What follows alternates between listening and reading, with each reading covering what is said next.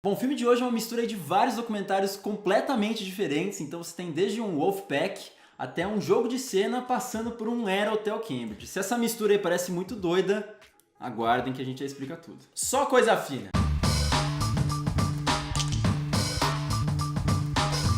E tá começando a nossa temporada de mostras e festivais nacionais. E a gente vai começar com esse queridinho. É o meu favorito. Que é o favorito Natan, que já ganhou meu coração também. Que é o festival É Tudo Verdade. Que é um festival dedicado a documentários. Tem curta-metragem, tem longa, tem pra tudo quanto é gosto. E se vocês bem acompanham o nosso canal, vocês sabem que esse festival é cria de filmes como Auto de Resistência. Tem um processo que eu não sei se você, que o Natan já gosta mesmo. Que ambos os filmes eles são citados no vídeo que a gente fala sobre os melhores documentários do ano passado, vocês podem assistir aqui na cartelinha. Bom, mas antes da gente falar do filme em si, da crítica de hoje, vamos falar um pouco desse festival que conquistou nosso coração. Talvez aí pra vocês conhecerem. Exatamente, se vocês não conhecem, então é uma oportunidade de ouro pra vocês irem esse ano. É um festival, hoje eu vou começar com a melhor coisa, que é um festival gratuito.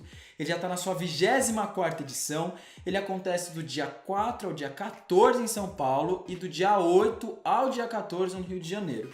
E para você que está nos assistindo e não está no eixo Rio-São Paulo, pode ficar tranquilo que esse ano o festival vai liberar alguns filmes internacionais na plataforma da SP Cine, que é o SP Cine Play. Então é só você conferir o link que está passando na sua telinha. E uma coisa que é muito interessante também para você que é do interior de São Paulo é que depois que o festival acaba nessas capitais, ele passa por um circuito de itinerâncias dos Sescs do interior, né? Então tanto Araraquara, Jundiaí, Sorocaba, São José dos Campos e Santos. Olha só! Caraca, tá? Que você pode também assistir alguns dos filmes, não sei se são os que forem eleitos os melhores, mas com certeza alguns vocês vão ter oportunidade. Bom, aqui em São Paulo vão ter filmes sendo exibidos no CCSP, no IMS, no Sesc 24 de maio e no Espaço Itaú Cultural. E no Rio de Janeiro vai ser no Espaço NET Botafogo e no MS do Rio. Mas a gente falou sobre tudo isso, mas não falou sobre os filmes, né? São 66 filmes que vão ser exibidos esse ano, dentre competições de longa internacional, longa brasileiro, curta, latino-americano, filmes que já ganharam competições passadas, como por exemplo um filme do Zé do Caixão. Guarda esse nome aqui, vem futuro aí pro... Zé do Caixão maravilhoso, vem no futuro aí. E dentre esses 66 filmes, eles também guardam um pouquinho de espaço aí para homenagear alguns diretores famosos aí da história do cinema. Esse ano vamos ter o Nelson Pereira dos Santos, né, que morreu ano passado. Um dos grandes diretores brasileiros, muito famoso por ficção, mas agora ele vai estudar um pouquinho obras seminais da literatura brasileira para entender a história do Brasil. Então, tanto o Sérgio Buarque de Holanda com Raízes do Brasil, quanto Casa Grande Senzala do Gilberto Freire. Então, são documentários que vão tentar explicar um pouquinho desses livros. E o Claude Lanzmann, que é aquele documentarista também seminal. Tem um documentário seminal de 9 horas que chama Shoah, né? Que conta aí o holocausto nazista a partir de uma série de entrevistas. Nesse festival ele vem com uma série que ele fez para a TV francesa, com 4 episódios em que cada um ele traz uma das 4 irmãs, que é o nome da série, que tenha um pouco a ver com o holocausto, que tiveram alguma influência, tiveram algum papel de relevância, tanto sendo subjugadas ou oprimindo outras pessoas, e que para mim foi um dos filmes mais interessantes desse ano que eu assisti até agora, especificamente o episódio Balut. Então procurem esse daí quando estiverem no festival. Podia ter a nossa querida Inês Vardá, que morreu recentemente também, é uma pena, mas inclusive eu acho que no próximo É Tudo Verdade, provavelmente ela será homenageada. Então, você viu que é um festival que tem muito filme maneiro, é um festival gratuito, então só queria te dar um recado. Toma vergonha na sua cara, levanta a bunda do sofá e vá assistir É Tudo Verdade. Vamos encher as salas de cinema, porque a gente tá precisando aí dar uma recarregada, né? Com arte, com cinema, com tudo que a gente puder e ver que é bom. Bom, então agora vamos finalmente para o filme, depois de ter dado todos os recados importantíssimos. Será que eu começo com aquela famosa pergunta ou dou um spoiler do que? Você acha? Senão a gente não começa a falar do filme. Exatamente, só queria dizer que eu achei esse filme maravilhoso, só grandes surpresas em 2019, assim, já começou o ano fazendo só crítica boa, fez Em Trânsito, fez o Nós e agora com esse documentário. Exatamente, vê aí algum lugar aí aparece e agora a gente vem para um documentário brasileiro. É especial porque é documentário e é filme brasileiro e é duas coisas que a gente ama juntar nesse canal. Bom, o Cine Marrocos foi no passado um cinema importante de São Paulo, que inclusive sediou o Festival Internacional de 1954 com estrelas internacionais. Abandonado, o prédio foi ocupado por sem-tetos, refugiados e imigrantes. Bom, e mais que a gente falar essa sinopse aqui, eu acho que o filme já consegue resumir tudo isso num simples detalhe da fonte do título. Do título do Porque filme, você vê que tem um Marrocos super serifado, então tem aqueles negócios, tem aquelas... É bem pontiagudo, você que é vendo designer. a tipografia, o design aí, ó, já falando tudo. Então rememorando essa época de glória, de grandes estrelas e pompa, e por cima o Cine tá escrito em letras de grafite. Então você vê que é justamente essa nova geração que ocupou esse espaço, que tinha uma outra função no passado. Bom, esse assunto já é bastante recorrente no cinema nacional, principalmente nos documentários. A gente teve o Era um Hotel Cambridge, que também tratava essa questão das ocupações na cidade de São Paulo.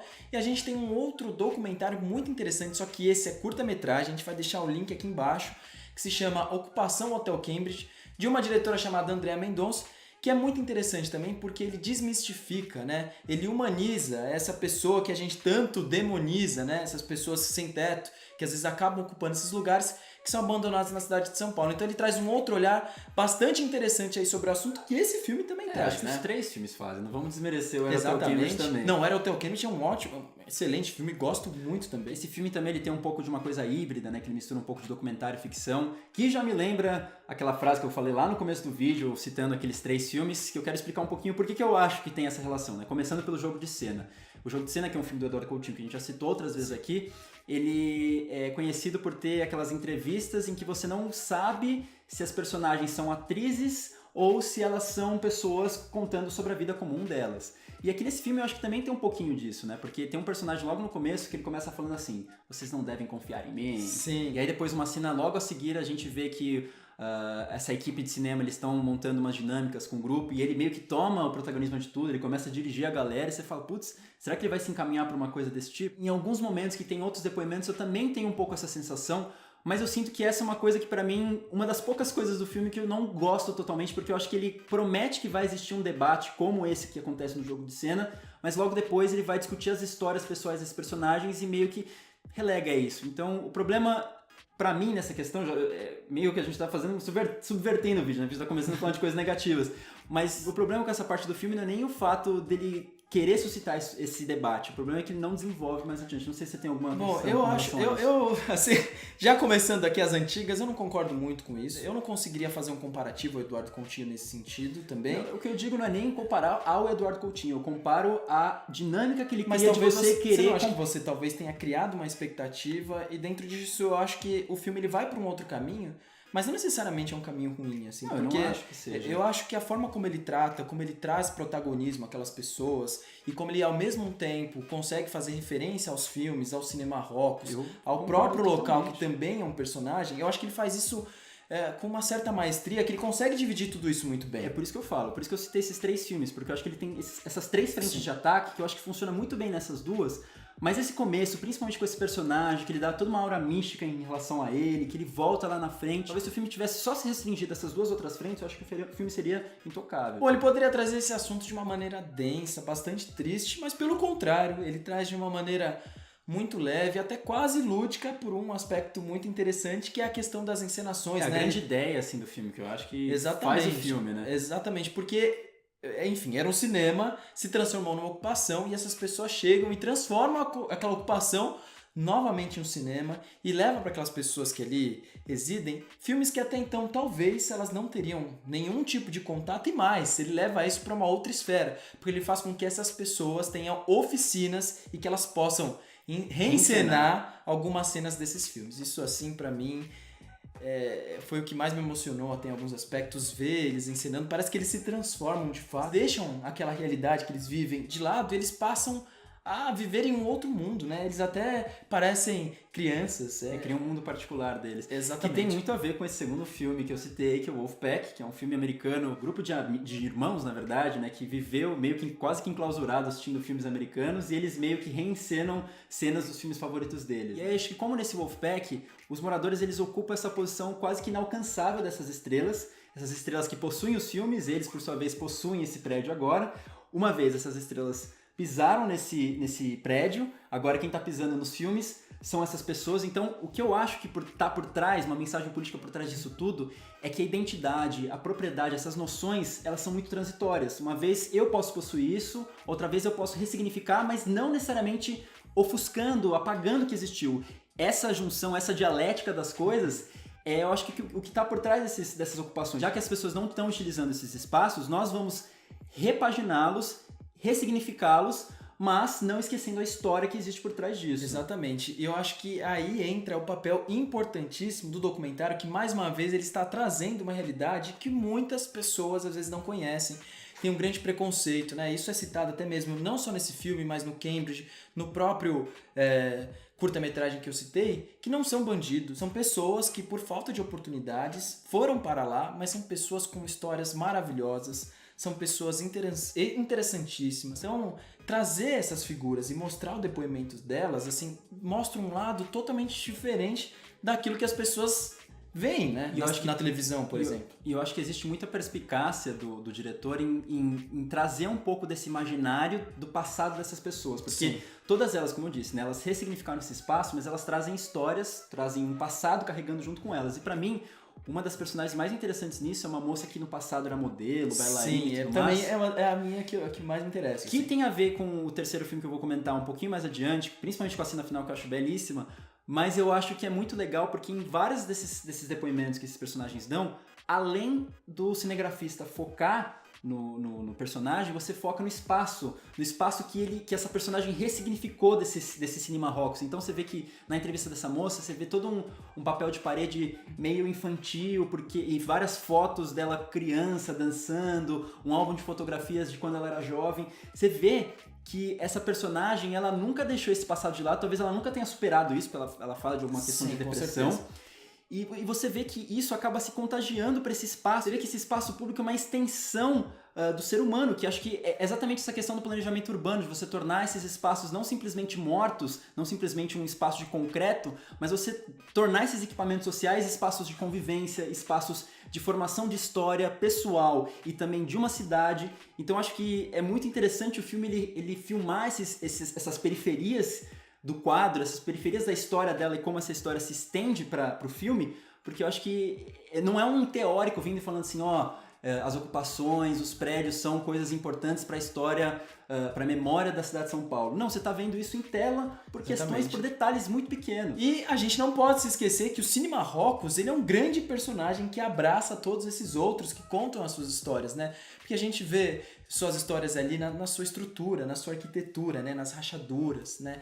Nos vazios, nesses ambientes grandes, meio apagados, que um dia foram tão iluminados e foram espaços aí para grandes estrelas, como você mesmo citar, passar. E outro ponto bastante interessante também é que quando essas pessoas que moram nesse lugar, elas começam a reencenar essas cenas dos grandes filmes, eles montam ali cenários dentro do cinema Marrocos. E olha só, mais uma vez aí, a arte migrando e se transformando o tempo inteiro. Mas uma coisa que eu quero dizer, com relação a essas cenas que são reencenadas especificamente, eu acho que o filme ele tem a perspicácia em alguns momentos de dar um novo sentido. A gente está falando que eles dão novos sentidos a esse espaço público, ele também dá novos sentidos a essas cenas. Né? Porque, por exemplo, tem uma que eu acho que é excepcional. Tem um dos filmes que eu não assisti, então eu não sei o nome, peço perdão, em que tem um francês preso numa cela e aí entra um guardinha falando algumas coisas e fala, eu não aguento mais, eu quero ouvir uma voz francesa, como se significando que ele estava muito sozinho, queria ouvir outras pessoas.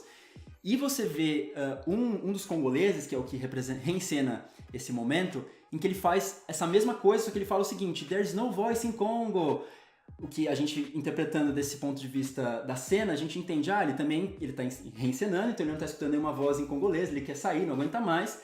Mas, se você lembra do depoimento que ele deu logo em seguida, dos abusos que o governo congolês faz com o seu povo, there's no voice in Congo significa não há liberdade no Congo, não há, sei lá, genial. Expressão, sabe? Então eu acho que em algumas, eu tô até arrepiado porque assim, são cenas que tipo parecem muito bobas, mas ele dá uma ressignificada. Assim como também tem outras que eu acho que é um pouco mais automático, tipo, ele vai refilmando as cenas, cara, que eu acho que tem um valor sim, que é eu interessante acho que tem um valor porque também, porque eu não acho que são automáticas, mas imagine que aquelas pessoas, elas nunca tiveram contato com aquilo, né? Então, eu concordo. Muitas vezes algumas cenas, por mais que elas não tenham essa questão muito direta em relação a esses aspectos, ainda assim eu acho que elas são muito especiais. O que eu digo como crítica com relação a isso é que eu acho que isso funciona excepcionalmente nas primeiras vezes que a gente vê isso, mas conforme a gente vê um outro grupo reencenando e não tendo nenhuma mudança como essa tirada, essa sacadinha inteligente, eu acho que cansa um pouco, mas eu acho que não tira o valor. Eu acho que não me cansa, assim, porque mais uma vez você está mostrando outras pessoas que até então não haviam sido mostradas. E isso, de alguma maneira, também, às vezes, é um jeito que o filme tem de inserir aquele personagem para que ele conte seu depoimento depois. Então, acho que como narrativa, essas outras cenas paralelas, eu acho que elas funcionam muito bem e em nenhum momento elas me cansaram. Bom, então nessa questão que eu falei de reapropriação do espaço, eu acho que é uma escolha muito legal que o filme não acabe com um discurso político super incisivo e acabe de uma forma mais poética, reafirmando essa reapropriação do espaço, né? Porque se no passado a gente tinha o cinema que foi abandonado e aí essas pessoas do MSTS ocuparam, a gente vê no final do filme que essas pessoas desocupam esse espaço e provavelmente esse espaço vai ser reocupado, ele vai ser ressignificado, novas histórias vão acontecer ali e esperamos que as histórias não sejam apagadas, porque acho que esse é um movimento natural dos tempos. E, enfim, não é um detalhe porque é muito claro, né? Tem a música do Adoneira Barbosa, que pra mim... Foi uma ótima sacada, mais uma sacada maravilhosa. E nesse momento tem uma questão aí de ficção, documentário, porque você não sabe se alguém pediu pra aquele cara cantar e ir embora daquele jeito autoteótico, assim, eu sou o Diguidinho. Sim. Mas uma coisa que eu queria dizer aqui é que eu acho que o Adoneira Barbosa ele é um dos cronistas da cidade de São Paulo, né? Porque não é aquela coisa de personagens que estão vivendo fora dessa realidade, contando as histórias de outras pessoas, né? Esse cara, ele viveu todas as histórias que ele tá contando nas músicas dele. Então, muitas das coisas são muito autênticas, eu consigo rir porque são termos muito específicos que eu imagino que só ele conseguiria criar, mas ao mesmo tempo é muito triste algumas das músicas, como a Saudosa Maloca. Exatamente, eu acho que ele faz muito sentido nesse filme porque é um álbum melancólico e ao mesmo tempo ele é bastante divertido, né? Exato. E aqui nesse filme... Inclusive o Adoneira Barbosa, ele é conhecido por ser esse palhaço triste, né? Então essa dualidade que acho que perpassa muito esse filme. Essa dualidade dá pra gente puxar pros personagens. Porque você vê que são personagens que têm discursos bem diferentes, inclusive um deles, né, o líder lá da ocupação, ele é bastante contraditório. E por mais que ele tenha esse discurso totalmente contraditório, o filme não o julga. Então você consegue aí entender mais ou menos, por mais que seja difícil, enfim, os pontos que ele apresenta, apesar da gente achar um pouco estranho, mas você não o julga, pelo menos eu não o julguei. Então é legal o filme trazer essa leveza também na forma como essas histórias são contadas. Olha aí, você tem personagens, você tem espaços, você tem algumas escolhas técnicas, né? Embora eu acho que conforme o filme vai se desenrolando, acho que algumas delas perdem um pouco a força, que são muito duais. E aí, agora a gente tem que falar dessa cena que é a cena icônica, que é a cena que fecha o filme, a cena final. Ela é lindíssima porque ela faz referência a um filme incrível chamado Crepúsculo dos Deuses. E eu acho que a gente vai fazer algum dia vídeo aqui no canal. Porque eu acho que tem tudo a ver, porque o Crepúsculo dos Deuses também fala da obsessão dessa atriz. E aí você vê que fala de uma personagem ali, da moça, que ela teve um passado sendo um pouco artista, bailarina, e me parece que ela não esqueceu muito bem esse personagem. Não conseguiu se destacar disso, Exatamente, você colocá-la ali como uma verdadeira diva, descendo aquelas escadarias de um cinema que um dia foi um dos mais luxuosos e mais glamurosos da cidade de São Paulo, e você vê que no final da cena aquele brilho no olho dela, aquele sorriso, aquela alegria de como uma criança que está reensinando uma cena tão importante do cinema mundial. E eu acho que você comentou perfeitamente, eu acho que isso que tudo que a gente está falando, de ressignificar espaços, de complementar a história, tem muito a ver com uma palavra que é muito forte no Crepúsculo dos Deuses, que é memória. E eu acho que assim, tanto esse prédio, como a gente falou, carrega toda essa história, ou seja, essa memória da cidade de São Paulo, tanto como essa personagem, você pode imaginar que ela não tenha se destacado desse passado saudoso, esse Cine Marrocos não tenha deixado de lado esse grande festival internacional de 1954. E agora, com esse final poético, que nem eu comentei, a memória desses moradores que foram expulsos pela reintegração. Bom, então só pra fechar aqui, só pra sintetizar tudo isso, só queria dizer que eu achei um filme preciosíssimo. Eu gostei demais dele. A gente não sabe ainda quando ele estreia no cinema. Eu espero que ele estreie. Nós esperamos, né? Por favor, que ele estreie nos cinemas. Mas como a gente tá falando, é tudo verdade. Ele será exibido agora nesse sábado, dia 6/4. 6h30 e 9h. Então não perca essa chance de ver esse filme maravilhoso aí no cinema, se ele ganhar, talvez ele seja exibido. Exatamente. Então vamos torcer para ele ganhar também. Então é isso, pessoal. Espero que vocês tenham gostado desse vídeo.